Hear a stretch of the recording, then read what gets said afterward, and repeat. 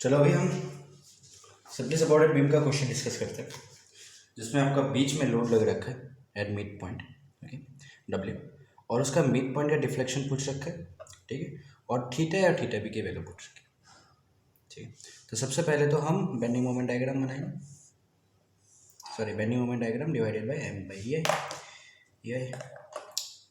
तो M by E I diagram मैंने बनाया, और ये जो मैक्सिमम वैल्यू वो क्या होगा, W L square by 4 E I, simple है, ठीक है। अब क्वेश्चन देखते हैं। इसमें सिमेट्री केस है। कैंटिलीवर बीम में हम क्या करते थे कि हम जानबूझ के एक रेफरेंस पॉइंट लेते थे जिसमें थीटा की वैल्यू जो है वो ज़ीरो हो, लेकिन यहाँ पे थीटा की वैल्यू तो ज़ीरो नहीं है एंड पॉइंट्स पे, तो थीटा की वैल्यू ज़ीरो कहाँ होगी, ये बात हमें सोचना है। थीटा की वैल्यू कहाँ होगी, और थीटा की वैल्यू हमें पता है यहाँ पे होगी। क्यों? That's because the maximum deflection is in the mid point, और मिड पॉइंट पे मैक्सिमम डिफ्लेक्शन है, इसका मतलब थीटा ज़ीरो यहीं पे होगा, ठीक है। और बाय सिमेट्री हम ये भी कह सकते हैं कि पहले बीम ऐसा था, अभी थोड़ा ये मोड़ के, ठीक है। अब क्या होगा कि ये जो आपका थीटा है और थीटा बी की वैल्यू होगी वो बराबर होगी ड्यू टू सिमेट्री। क्यों? क्योंकि पहले ऐसा था, अब धीरे धीरे धीरे धीरे क्लॉकवाइज घूम घूम घूम के यहाँ तक पहुँचा, अब फिर धीरे धीरे धीरे एंटी क्लॉकवाइज घूम घूम घूम घूम के यहाँ तक पहुँचे। सॉरी, ये थीटा है, एंटी क्लॉकवाइज थोड़ा घूमा, जीरो हुआ, एंटी क्लॉकवाइज और घूमा, थीटा भी हुआ, ठीक है। अब चलते हैं हम एनालिसिस करते हैं फॉर दिस एरिया, मतलब ए और सी के बीच। तो हमें पता है कि theta C minus theta A जो होगा वो क्या होगा, दिस एरिया, वो half into W L square by 4 E I into L by 2 equal to W L cube by 16 E I, ठीक है। And this would be zero, theta A, sorry theta C zero होगा, तो minus of theta ए है, तो theta ए की value जो है वो minus W L cube by 16 E आई होगा। यहाँ पे मैं इस रिजल्ट को लिख देता हूँ, minus W L cube by 16 E I equal to theta B.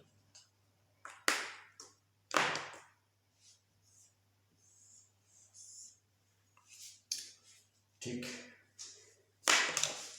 लेकिन ये theta B minus of theta B होगा, क्योंकि दोनों का साइन अपोजिट है लेकिन दोनों का मैग्नीट्यूड सेम। तो इसको मैंने यहाँ लिख दिया, ठीक है।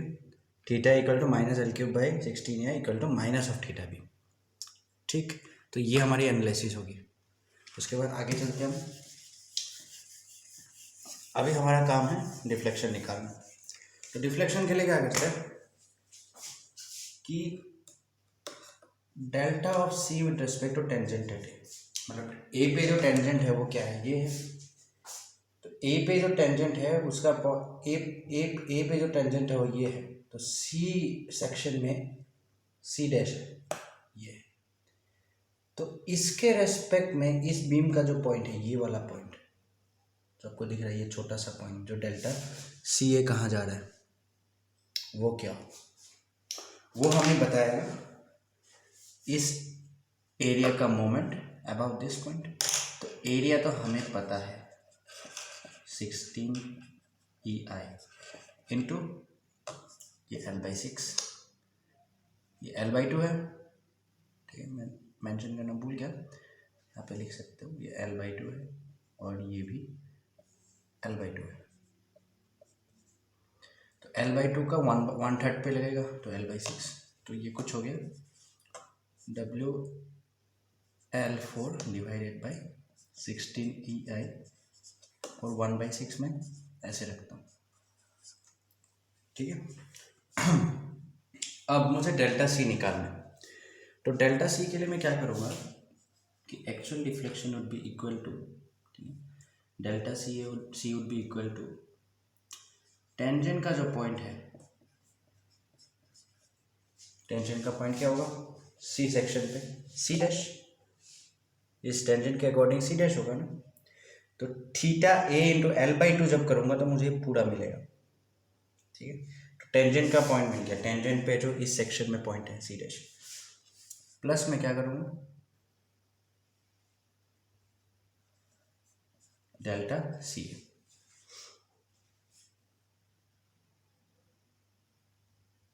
ठीक है, ये बात समझ आती है। अब चलते हैं, अब मैं थीटा की वैल्यू पुट करूँगा तो मेरे पास आएगा WL³ बाई 16EI इंटू में L/2, तो मैं L/4 कर देता हूँ और 1/2 रख देता हूँ। ठीक है, प्लस में वही चीज़ करूँगा मैं, तो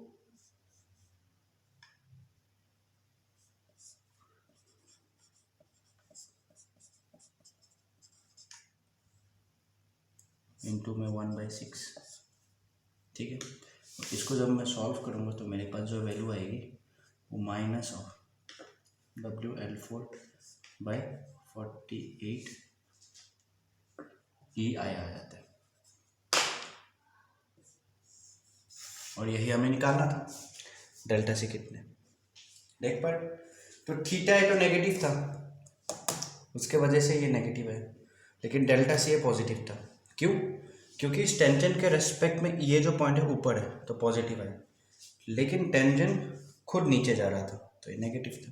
1/6 और 1/2 को मैं -1/2 प्लस 1/6 करूँगा तो -48 भी रह जाता है। ठीक है, अब इसका दूसरा तरीका ये है कि मैं इतना सारा ना करके एक काम करता हूँ कि मैं यहाँ से चलता हूँ, इस पॉइंट से इस पॉइंट तक चलता हूँ। तो इससे मेरे को क्या फ़ायदा होगा ना कि यहाँ पे आपका जो टेंजेंट है ना वो हॉरिजॉन्टल है,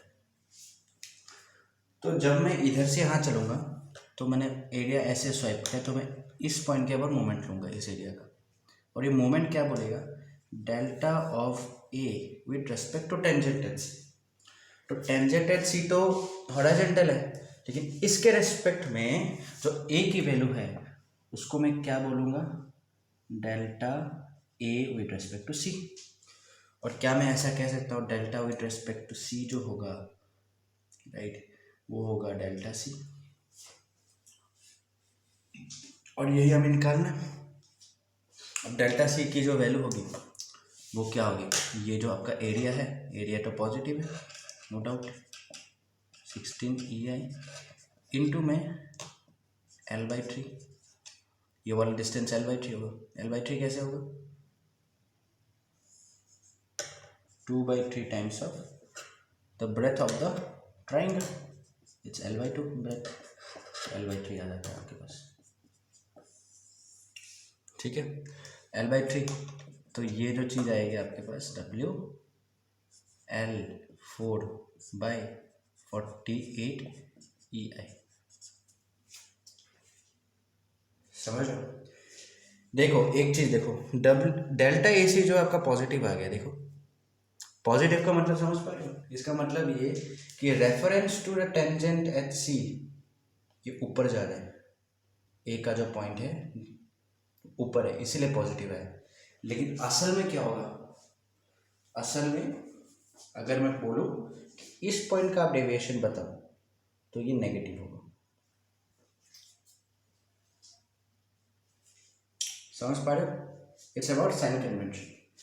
इसके लिए तो ये पॉजिटिव हो गया, लेकिन अगर मैं इसी को जीरो मानूं जो हमें मानना चाहिए, तब इसके बाद ये जो होगा ये नेगेटिव होगा। तो इसीलिए हमारे पास जो एक्चुअल रिजल्ट आता है उसको हम लिखते हैं delta C equal to minus WL4 by 48 EI। समझ पा रहे हो, क्योंकि हम डेटम इसको मानते हैं। अगर डेटम इसको मानता हूँ तो ए पॉइंट पॉजिटिव आता है, अगर डेटम इसको मानता हूँ तो ये पॉइंट नेगेटिव आता है, और दोनों की वैल्यू सेम है। ठीक है, थैंक यू।